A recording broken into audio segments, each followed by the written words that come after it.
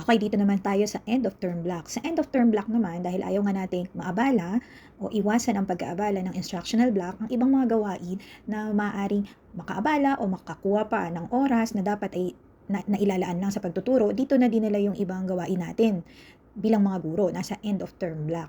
So, ang end of term block ay meron lamang 8 hanggang 10 days. So, dito sa 2 weeks natin, ay kailangan matapos na natin yung mga nakalaang gawain. So, ano ang meron sa end of term block? Dito kailangan natin mag-multitask talaga. Although alam ko naman na sanay na tayo bilang mga guro mag-multitask kasi dito may sabay-sabay na gawain. Okay, ano ba ang mga activities na kasama sa end of term block? One is aral program. So kung matatandaan nyo, dun sa instructional block, meron din doong aral session. Yung aral session na yun ay limited lang naman sa 30 to 60 minutes for 2 to 4 times a week. So parang lumalabas na remedial time mo lang yon. So, kung meron kang nahihirapang magbasa sa klase mo na bata, after ng klase mo, pwede mong gamitin yon. Doon, iupo mo, o mag-session kayo kasama yung mga batang nahuhuli sa klase. Dito naman, sa aral program na nakalaan para sa end of term block, ito ay isang linggo na tuloy-tuloy na session.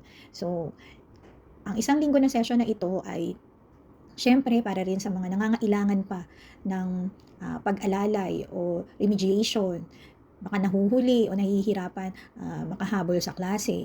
So, side by side ng ating aral program ay yung computation natin ng grades. So, dito sa aral program na isang linggo, isinasabay din natin ang computation ng grades. So, pag tinignan naman natin sa DepEd order na ibinaba ng ating kagawaran, meron na doong mga sample scheduling for end of term block. So, pag napansin mo doon, syempre hindi naman buong araw nag-aaral program kayo.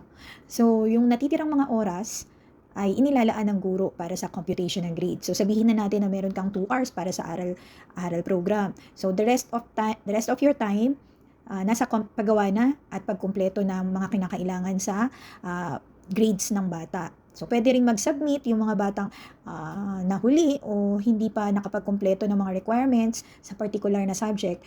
Pwede rin nilang i-comply yan during these days. Ayan. Kasi computation na yan. Alam naman natin na ganyan yung mga ginagawa ng mga bata kung kailan malapit na yung computation ng grades. Doon sila naghahabol ng pag-submit ng mga requirements nila. Ayan. So, habang nag-aaral program tayo, nagko-compute ng grades, nag-accomplish ng forms, ang ibang mga oras pa para sa unang linggo na ito ay ang pag-conduct ng co-curricular and extracurricular activities. So, yung ibang hindi nagawa dahil nasa instructional block tayo, dito maaari nang gawin yung isang linggo. Kaya medyo parang hassle sa part ng mabibigatan, sa madaling salita, sa part ng advisor. Kasi kung ikaw ay advisor, tapos magte-train ka ng bata o magre-rehearse ka ng bata o tutulungan mong mag-prepare para sa isang contest ang bata, tapos ikaw ay nag-aaral pa at nagko-compute ng grades, so medyo mabigat-bigat talaga ito sa'yo bilang advisor. Kaya nga, ulitin ko, dahil sanay na sanay naman daw tayo mag-multitask, mahusay naman daw tayo, flexible naman daw tayong mga guro. Kaya I'm sure, kayang-kaya nating diskartehan ito. Okay, so yan yung mangyayari sa first week ng ating end of term block. Pagdating ng second week, ang unang-unang araw, syempre tapos na natin yung grades. Papatawag na tayo ng parent-teacher conference sa mga magulang, papapuntahin sa school para mag-distribute, ipakita, viewing of report card. Ayan. So pagkakataon na natin ito para ipaalam, kausapin ng mga magulang, bigyan ng feedback kung kumusta ang kanilang mga anak sa paaralan, kung nakakasabay ba o nahuhuli sa klase. Ngayon din, pwede rin natin itawid sa mga magulang kung paano pa sila makakatulong para mas mapaunlad pa yung kakayahan ng kanilang mga anak. So, after ng distribution ng report card or SF9 sa mga parents, the next day naman, for the next 2 days, magkakaroon naman tayo ng in-service training. Dito na natin ang gagawin yung dati nating inset. Pero ngayon, 2 days na lang ito. So, ang hours depende sa ating mga principal kasi meron lang naman tayong 16 hours na inset per term. And then, in a school year, 32 hours lang naman ang requirement for professional development. Yan. So, nakadepende yung hours kung gaano katagal ang inset natin sa mga school heads. So, sa akin, mas okay na 2 days yan per term. At least hindi siya sobrang haba, sobrang tagal kasi isang linggo o 5 days na nagde-discuss at nakikinig kaming mga guro sa speaker. Kasi after the end of the week, parang na-overload na kami sa information. Pero at the same time, pagod na pagod, drain na drain, mentally, physically, ang aming mga sarili.